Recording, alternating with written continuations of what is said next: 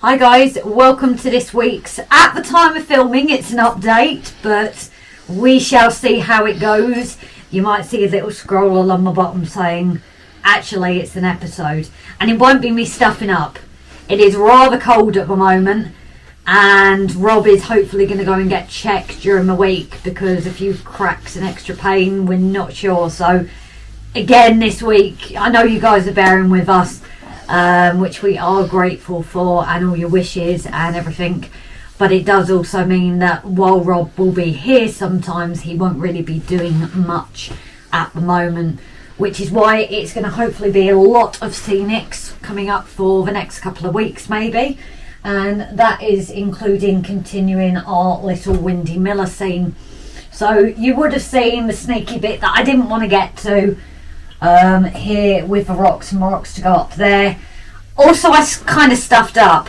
I did the 6mm grass with the hopper lid only for the 2 to 4. I did kind of stuff up, so might be laying a bit more, going with patchy grass, but those rocks coming into feature is what we're also planning to get in as well. Maybe start that little bit of a bottom scene. I need Rob to sort that front out, but hopefully I can be his extra pair of hands because the one-armed bandit isn't any good on railways. Not really. I'm not any use at the best of times, but yeah, you are. So guys, I'm going to crack on with a few things. It is literally bits in the shed now because it is currently 6 degrees. 6 degrees in here, and that's because the heater's on. So once that's off, so yes, guys. As I said, hopefully this is an update, but we shall see. Maybe you're seeing this on Sunday, I'm not sure. Anyway, guys, take care, and we will see you in a bit. Bye for now. Hey everyone, so here is the one-armed bandit, as everybody seems to be calling me, which is funny, it'll stick. So, we mentioned in the gift and mail call thing, was it? About the gift that Dan Serdor Demand sent us, which was the Hornby Travel 6000 set, not 600. Not 600. So we're just doing a little bit of an unboxing video, not a proper one. First of all, you've got the logo, which, yep, some will probably say it's, you know, it's not brilliant detailed or anything, but I do think that is absolutely gorgeous. You also get We should have unwrapped this. Sorry about three wagons. What's that say? Richards and Cronin Railway Division's engine supplies. Bates fuel. Hopefully not Norman Bates. And we have, I think this one's an open 7 panel. No, it's a panel wagon, which I think is absolutely gorgeous as well. Do you need the relay lesson if you can't at the moment? And then what we've got here is the actual HM6000 control unit, which basically you use the Bluetooth feature on your phone, and you can control the wagon with the app. Where is my phone gone? Just show that for a minute. 2 secs. It's the HM, bear with me, I should have, HMDC app, which is available for Android or iPhone, and it's iPhone obviously that we're using. So we're gonna have, what we're going to do is, we haven't got enough room in here. You will notice the background slightly different. This is actually a bedroom rather than the shed. So we're just going to set up a few pieces of track, and then we'll get the train on it, and then we'll have a go at connecting the Bluetooth control model to the phone. Dan did an excellent little video last night. Yes, okay, there were some errors in it, but it was a great way of learning about different things not to do. So more credit to Dan for keeping it going. So we'll catch this in a minute, okay guys? Right, so we've got a little bit of the track set up and the loco and one of the wagons. Something Jason caught on Dan's live stream last night, was you've got to make sure the Bluetooth is set to a BLE connection. There are 2 options there. Make sure it's set to BLE. Don't go into your own phone settings to try and connect it. You need to connect it through the actual settings here in the app. The top one, you start scanning for devices and the HM6000 will appear in the list. You add that and then it will show it in your saved devices. The other features of this, if we go home, control first, you have, if we can bring this down a bit, you might be able to see it a bit better. You've got a speed control, brake, stop, directional. You do have various sounds, whether you want to mess with them or not, it's entirely up to you. You've also got the inertia, deceleration and acceleration sliders. Now these are what make it basically more realistic, so instead of going from 0 to 60 straight away, it builds up to it and obviously slows down from it as well. You've got various different settings for electric, diesel, steam trains. You can also see it controls 2 different circuits, so if you've got 2 layouts, some people aren't going to like this, the purists and everything like that, but it's always going to be rule 1. I'm going to have a play with it. I'm not going to say that it's going to be a permanent part of our layout, but I think it's a great piece of kit, and I think the actual set itself is absolutely amazing. So if I can get you to see the phone and the logo, go into the settings, you've got circuit 1 here, you've got brake, stop, and you've got an emergency stop in case anything drastic does happen. And you have the slider. This is where I fold up because I've set it the wrong direction or something.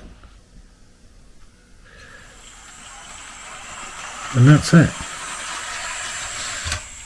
And I derailed it, but no matter. So that's why I put the inertia back on and everything, didn't I? I'm going to turn that off in future. Yeah, well, I wanted to show everybody what it was, but if you don't show your mistakes, that's the way you look at it. And then we'll just bring it back slowly. Oh, and that's the other thing as well. If you press the emergency stop at the bottom, you have to press it to get back onto it. Idiot like me didn't realise.